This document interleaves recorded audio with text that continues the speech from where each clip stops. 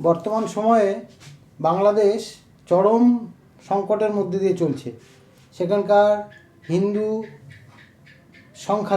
হিন্দুর সংখ্যালঘু সম্প্রদায়ের অবস্থা দিনকে দিন খারাপ হয়ে যাচ্ছে। এই নিয়ে আমাদের দেশের প্রধানমন্ত্রী, স্বরাষ্ট্রমন্ত্রীর মুখে কোনো কথা নেই। ওদিকে ইসকন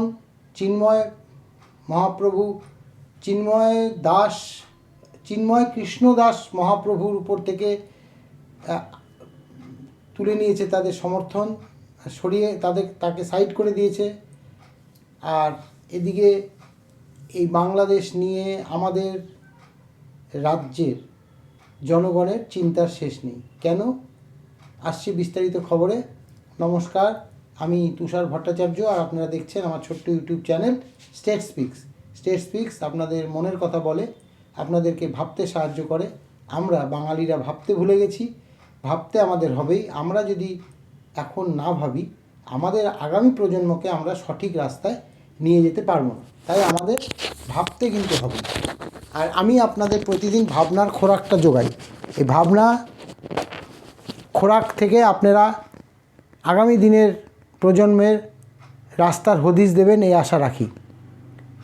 আসছি বিস্তারিত খবরে। বাংলাদেশ এখন একেবারে আগ্নেয়গিরির চরম বসে আছে। যে কোনো মুহূর্তে যদি সেখানে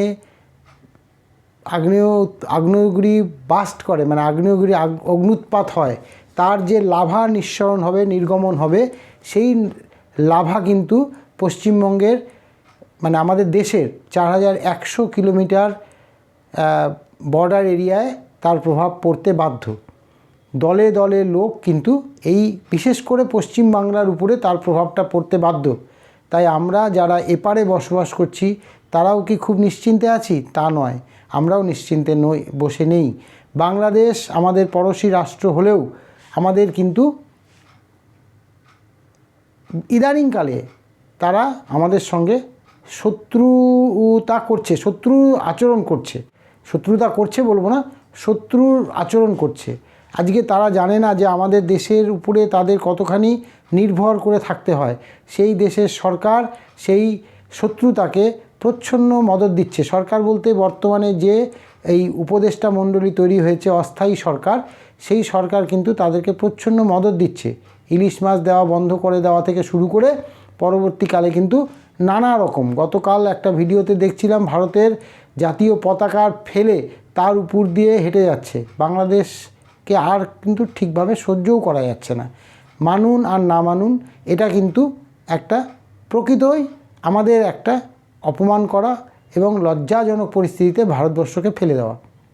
জানি না কী অর্থে বা কী শর্তে আমাদের দেশের দুই প্রধান, স্বরাষ্ট্রমন্ত্রী এবং প্রধানমন্ত্রী, দুজনেই চুপ, এ নিয়ে কোনো কথা বলছেন না।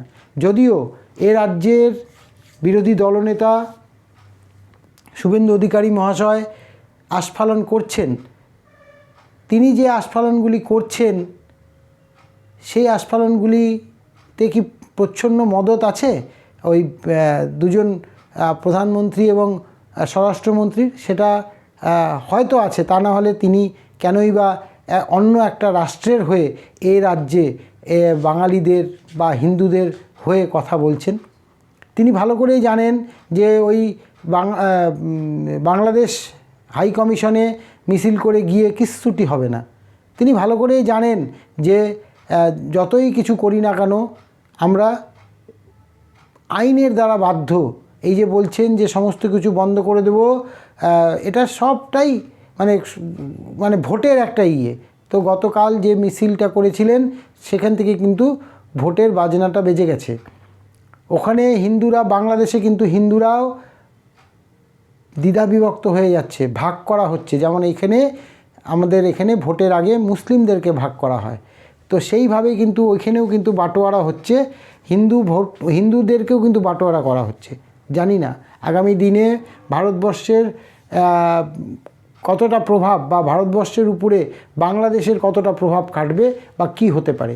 তবে প্রায় 70-75টা দেশ কিন্তু প্রধানমন্ত্রী আমাদের ভ্রমণ করে ফেলেছেন। এই সরকার আসার পর থেকে হয়তো ইউরোপিয়ান কান্ট্রি বা আমেরিকান কান্ট্রিগুলির সঙ্গে সম্পর্ক খুব ভালো হয়েছে, কিন্তু আমাদের পড়োশি দেশগুলির সম্পর্ক কিন্তু খারাপ হয়েছে। হাসিনা যতদিন ছিলেন বাংলাদেশে ততদিন একটা সম্পর্ক ছিল বাংলাদেশের সঙ্গে, ওই গিভ অ্যান্ড টেক, লেনদেন পরিস্থিতি, এবং আদানির পাওয়ার মানে বিদ্যুৎ সাপ্লাই, এসব তো ছিলই। আর আদানিকে তো বলা হয় এই সরকারের একটা খুব ক্লোজ ফ্রেন্ড। তো সুতরাং যে কোনো কারণেই হোক, হাসিনার পরবর্তী সময়ে কিন্তু বাংলাদেশ ভারতবর্ষের বিরুদ্ধে তাদের তীব্র ক্ষোভ ব্যক্ত করছে, যার কিন্তু কোনো রকম স্টেপ নেওয়া হয়নি, এখন পর্যন্ত হয়নি।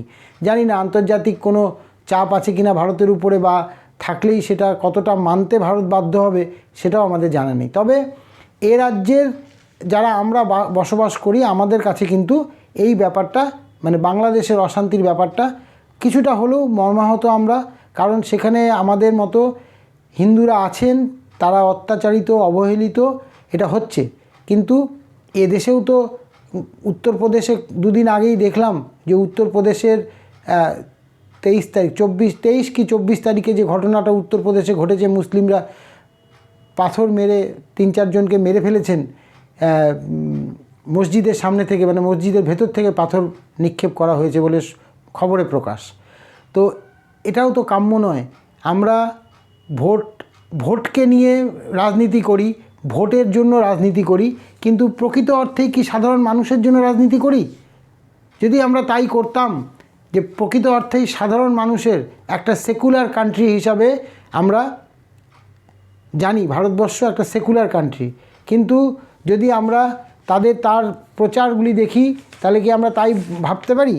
দেখুন এখানে কি লেখা আছে, সদস্যতা সংগ্রহ করছে, কি লেখা আছে দেখুন। দেখুন, বাঙালি হিন্দুর অস্তিত্ব রক্ষার শেষ ভরসা বিজেপির সদস্য হওয়া। এটা তো ঠিক নয় না, এটা ঠিক নয়। বা অনেক সদস্য, মুসলিমরাও প্রচুর সদস্য হয়েছেন বিজেপির। এই নয় যে সব মুসলিমই বিজেপি বিরোধী, এটা নয়। তাহলে উত্তরপ্রদেশে, মহারাষ্ট্রে কিন্তু জিততে পারতো না। আজকে সেইখানে তো মুসলিম অধ্যুষিত এলাকা প্রচুর আছে, যেসব জায়গায় খুব অনায়াসে বিজেপি প্রার্থীরা জিতে যায়। কি করে জেতে তাহলে? আর আজকে যদি এই কথাগুলি বলে যে বাঙালি হিন্দুর অস্তিত্ব রক্ষার শেষ ভরসা, জানি না কারা এইসব করে, কি কারণে করে। এটা কি কোনো সঠিক কাজ হয়েছে বলে মনে হয়? আমার তো মনে হয় না এটা কোনো সঠিক কাজ হয়েছে। অস্তিত্ব রক্ষার জন্য মানে হিন্দুত্ব অস্তিত্ব রক্ষা শুধু মুসলিমদের দ্বারাই বিঘ্নিত হচ্ছে? জানি না। যেসব বিশিষ্ট ব্যক্তিগণ এসব করেছেন, তাদের কাছে প্রশ্নটা থাকলো যে এই ধরনের বিভাজনমূলক রাজনীতি কাম্য নয়। আমি মনে করি এটা বন্ধ হওয়া উচিত। এবং আমরা যারা পশ্চিমবঙ্গে বাস করি, দেখুন এইখানে কিন্তু সরকার পক্ষের অনেকটা দোষ আছে, সেটা মানতে হবে। যে এই যে বৈষম্যমূলক আচরণ সরকারের দ্বারা হয়, যেটা আমরা শুনতে পাই যে এটা হয়, হিন্দু মুসলিমের একটা ব্যাপার থাকে এবং 30% ভোট নাকি সরকার পক্ষের দিকে যায়। কিন্তু এটাও তো ঠিক যে শুধু হিন্দু ভোটই সব বিজেপি পায় তা তো নয়, সেখানেও তো বিভাজন আছে। তো পোলারাইজেশন যতদিন না হবে, আমি বারবার বলে এসেছি, হিন্দু ভোটকে পোলারাইজ করতে হবে যতক্ষণ না সেই বৈষম্য দূর হবে এবং মুসলিমদেরকে শিক্ষিত করা যাবে, শিক্ষায় পারদর্শী করা যাবে। আজকে দেখুন এই শাসক দলের, পশ্চিমবঙ্গের শাসক দলের অনেকেই কিন্তু এই বলা শুরু করে দিয়েছেন, তারা সংখ্যালঘু সম্প্রদায়ের হয়েও তারা বলছেন, তাদের এমএলএরা বলছেন যে কিছুই পাচ্ছে না, সংখ্যালঘু সম্প্রদায় পিছিয়েই যাচ্ছে। তো এরা যেদিন বুঝতে পারবে যে এটা তাদেরকে যে ইউজ অ্যান্ড থ্রো, মানে ইউজ করে থ্রো করে দেওয়া হয়, ভোটের সময় ইউজ করা হয়। আমি এই নিয়ে আগে প্রতিবেদন করেছি, দেখবেন। তো সেটা আজকে তাদের এমএলএরাই বলছেন। তো সেই জায়গাগুলি তো মানুষ দেখতে পাচ্ছে, বুঝতে পারছে। তো মুসলিমরাও বুঝতে পারছেন, যে সংখ্যালঘু সম্প্রদায় যারা আছেন তারাও বুঝতে পারছেন যে যাদেরকে ভোট দিয়েছেন তারা কি পেয়েছেন কি পাননি তারা বিচার করবেন। আমি বিচারক নই, আমি আপনাদের সামনে প্রসঙ্গটা তুলে ধরতে পারি, কিন্তু আমি কোনো সাজেশন দিতে পারি না বা কোনো মতামতও দিতে পারি না।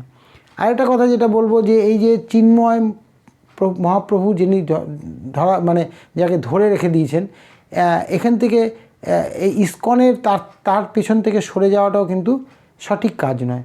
বাংলাদেশে যে পরিমাণ হিন্দুদের উপরে টর্চার হচ্ছে সেটা কিন্তু ট্রাম্প প্রশাসন, ট্রাম্প ইলেকশনের ডোনাল্ড ট্রাম্প আমেরিকার প্রেসিডেন্ট জেতার পরে কিন্তু তিনি সাবধান বাণী দিয়েছিলেন যে এইভাবে চলতে পারে না। কিন্তু মোহাম্মদ ইউনূস তিনি যে পদ্ধতিতে তার দেশটি চালাচ্ছেন, সেইখানে আসলে তার হাতে কিছুই নেই। ওখানকার মৌলবাদীদের হাতে সরকারটা বিক্রি হয়ে গেছে, মৌলবাদীরা যা ইচ্ছা তাই করছে।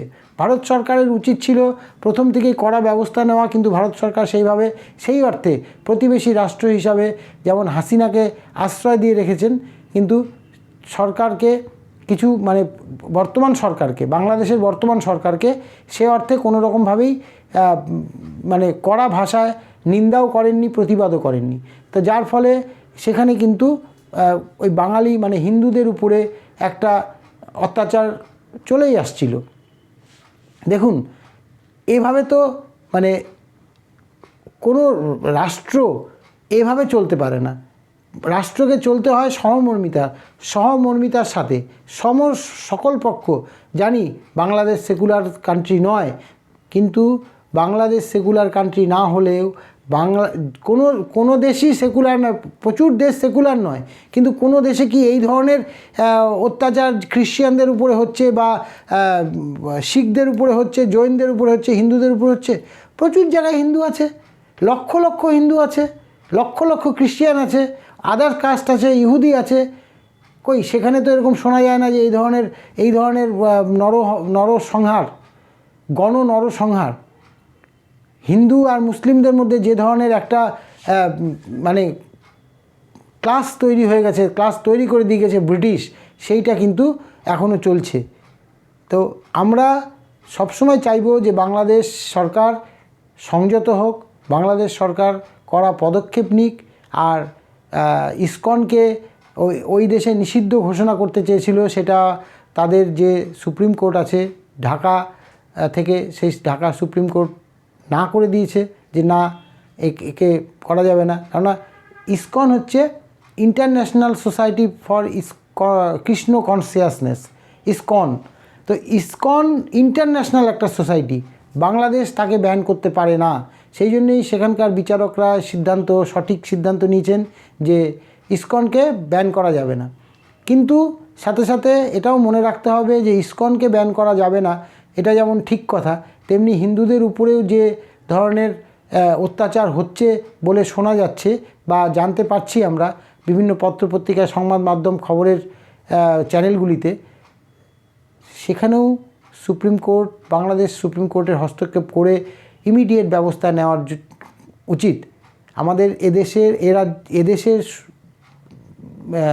একজন বিরোধী দলনেতা, রাজ্যের বিরোধী দলনেতা, দেশের একজন নাগরিক নেতা, তিনি আওয়াজ তুলেছেন। আমরা এইখানটায় কোনো রকমভাবেই দলমত নির্বিশেষে বাঙালি বা হিন্দুদের পাশে থাকার জন্য আমি মনে করি ওনাকে সাপোর্ট করা উচিত, কিন্তু ভোটের রাজনীতি করে নয়। এইখানে বাংলাদেশের হিন্দুদের বাঁচানোর তাগিদে পশ্চিমবঙ্গের ভোটের রাজনীতি করা, এটা কাম্য নয়। এটাকে আমি অন্তত সেইভাবে দেখব না। আমি দেখব যে সত্যি তো আমাদের পূর্বপুরুষদের অনেকেরই, পশ্চিমবাংলার যারা এখন বর্তমানে আছেন, পূর্বপুরুষের নারীর টান বাংলাদেশে কিন্তু এখনও আছে, প্রচুর লোকের নারীর টান আছে। তো তাদের আত্মীয় স্বজনরাও প্রচুর আছেন, তাদের উপরে যে অত্যাচার হচ্ছে আমাদের এইখানে থেকে, সেই অত্যাচারকে আমরা বরদাস্ত করতে পারছি না। সেই জন্যই শুভেন্দুবাবুর এই প্রয়াস। কিন্তু শুভেন্দুবাবুর প্রয়াসকে সাধুবাদ জানাতে গিয়েও একটা কথা অবশ্যই বলবো, যে ভোটের রাজনীতি না করে প্রকৃত আন্দোলনের মাধ্যমে প্রকৃত ডায়ালগের মাধ্যমে বাংলাদেশ সরকারের সঙ্গে, যাতে সেখানকার এই নরসংহার বা অত্যাচার, গণ অত্যাচার হিন্দুদের উপরে, এটা বন্ধ করা যায়, সেটা দেখা উচিত। আর আরেকটা কথা বলি যে বাংলাদেশ যত খারাপ হবে, পরিস্থিতি যত খারাপ হবে, তত পশ্চিমবঙ্গের উদ্বেগ বাড়তে থাকবে। জনসংখ্যা কিন্তু ওই দেশের জনসংখ্যা এই রাজ্যে শিফট হয়ে যাবে প্রচুর পরিমাণে। এখানে আমাদের প্রচুর জায়গায় বর্ডার উন্মুক্ত আছে, বেড়া দেওয়া নেই, ফেন্সিং করা নেই, প্রচুর জায়গা, নদীগুলি উন্মুক্ত, বেড়া দেওয়া নেই, কোনো রকম যে কোনোভাবেই হোক এই যে অনুপ্রবেশ কিন্তু ঘটতে পারে। আর এই অনুপ্রবেশের সাথে সাথে কিন্তু ভয়ঙ্কর রকমভাবে এই উগ্র মৌলবাদী তারাও কিন্তু এই রাজ্যে ঢুকে যে কোনো সময় আমাদের রাজ্যকে অশান্ত করে তুলতে পারে।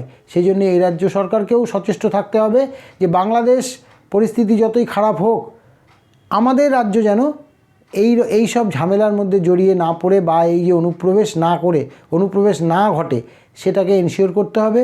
এনশিওর করলে তবেই যান মাল নিয়ে এ রাজ্যের যারা আমরা বসবাস করি তারা বসবাস করতে পারবো। এটা সরকারকে দেখতে হবে, এটা সেন্ট্রাল গভর্নমেন্টকেও দেখতে হবে, স্টেট গভর্নমেন্টকেও দেখতে হবে।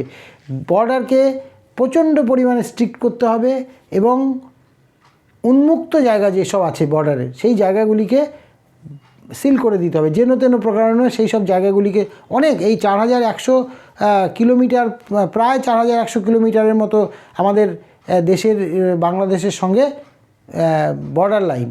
তো এই বর্ডার লাইন কিন্তু যেন তেন প্রকারণে এটাকে সিল করতে হবে। পশ্চিমবাংলার সাথে সাথে ত্রিপুরাতেও এর একটা প্রভাব পড়বে বর্ডার এরিয়া দিয়ে, যদি বাংলাদেশে কোনো রকম বড় রকমের কোনো অশান্তির সৃষ্টি হয়। তো আমরা চাইব না যে আমাদের দেশকে, মানে ভারতবর্ষকে কোনো কড়া অ্যাকশান নিতে হয় বাংলাদেশের এগেনস্টে। কিন্তু এটা চলতে চলতে একটা সময় আসবে যখন বাংলাদেশ বাধ্য হবে নতজানু হতে ভারতের কাছে। এটা আমার দৃঢ় বিশ্বাস। কারণ বাংলাদেশে সেই রকম রসদ নেই, বা বাংলাদেশের সেই রকম পাওয়ার নেই যে টিকে থাকবে। অর্থনৈতিক পাওয়ারও নেই, বা অন্যান্য দিক থেকে সামরিক বলুন, যাই বলুন, খাদ্য ব্যবস্থাটা যদি সিল করে দেয় ভারতবর্ষ, 7 দিন 10 দিন ধরে যদি খাবার না পৌঁছায়, সবই তো সব পৌঁছায়, ইলেকট্রিসিটি বন্ধ করে দেয়, তাহলে ওই দেশটা এমনিতেই শেষ হয়ে যাবে। কারণ ক্ষমতা নেই, সেই যতটুকু আমরা জানতে পারছি বা জানতে পারি, সেই দেশের ক্ষমতা নেই। তো ক্ষমতা তৈরি করতে গেলে একটা সুষ্ঠু মানে রাষ্ট্র দরকার, তার জন্য একটা গভর্নমেন্ট দরকার, সরকার দরকার, এরকম অস্থায়ী সরকার। আর মোহাম্মদ ইউনূস খুব পারদর্শী বলে মনে হয় কি? তা তো না। আজকে দেখুন এই যে উনি নোবেল পেয়েছেন, ঠিক আছেন, কিন্তু আজকে তার দেশের সাথে আমাদের দেশেরও অবস্থাটা খুব খারাপ। কারণ এই যে ঋণ, ছোট ছোট ঋণ, লোন, এই যে মানে মাইক্রো ফিন্যান্সের মাধ্যমে যে লোনগুলি, এটা কিন্তু ওনার মস্তিষ্ক প্রসূতই। এবং তিনি, শোনা যায় বাংলাদেশের বিভিন্ন চ্যানেলে তার সম্বন্ধে যেটা জানা যায় যে তিনি নাকি প্রচুর প্রচুর প্রচুর কোটি টাকা এই ঋণের সুদ বাবদ তুলেছিলেন। আজকে আমাদের দেশেরও সেই অবস্থা। দেখুন, নামমাত্র ডকুমেন্টের লোন দিয়ে দিচ্ছে, সপ্তাহে সপ্তাহে লোন। যারা গ্রামগঞ্জের অবস্থা খুব খারাপ, যাদেরকে শোধ করতে হয় না সপ্তাহে সপ্তাহে, তাদের অবস্থাগুলি দেখলে চোখে জল চলে আসে। তো এই লোকটা কখনোই, এই মোহাম্মদ ইউনূস কখনোই খুব মানবিক মুখ হিসাবে ফুটে উঠতে পারেনি আমার মনে হয়। কারণ বাংলাদেশেই তিনি সেইভাবে স্বীকৃত না। তো যাই হোক, সেটা তাদের দেশের ব্যাপার, তাদের দেশের কিন্তু বিষয়টা যেখানে যে ভারতবর্ষ কি এর দ্বারা এফেক্টেড হয়ে যেতে পারে, আজকে আপনাদের কাছে ভাবনার বিষয় যে বাংলাদেশ যদি আরও উত্তপ্ত হয়ে ওঠে, যদি সেখানকার আগ্নেয়গিরি বাস্ট করে, এই অবস্থায় আমরা বাঙালিরা, পশ্চিমবঙ্গের বাঙালিরা, ত্রিপুরা, যে যতটা এরিয়া ধরে ভারতবর্ষের বর্ডার বাংলাদেশের সঙ্গে যুক্ত আছে, সেই বর্ডার এরিয়ার লোকজন কতটা সুরক্ষিতভাবে থাকতে পারবো। বা কতটা সুরক্ষিত আমরা। আমি আজকে এই ভাবনাটা আপনাদেরকে বললাম। আপনারা কমেন্টসে জানাবেন যে আমরা কতটা সুরক্ষিত। বাংলাদেশে যদি আরও কিছু মানে আরও যদি ভয়ঙ্কর আকার ধারণ করে তাদের আন্দোলন, তাহলে আমরা কতটা সুরক্ষিত থাকতে পারবো এপারে। আজকে এই পর্যন্তই। ভালো লাগলে লাইক, শেয়ার, কমেন্টস করবেন, পারলে সাবস্ক্রাইব করবেন। আর খুবই মর্মান্তিক কিছু খবর বাংলাদেশ থেকে এলো, মনটাও খারাপ। তো খুব ছোট আকারে আপনাদের সামনে এটাকে বর্ণনা করলাম, হয়তো ভুল ত্রুটি হতে পারে, ক্ষমা করে দেবেন। ভালো থাকবেন, নমস্কার।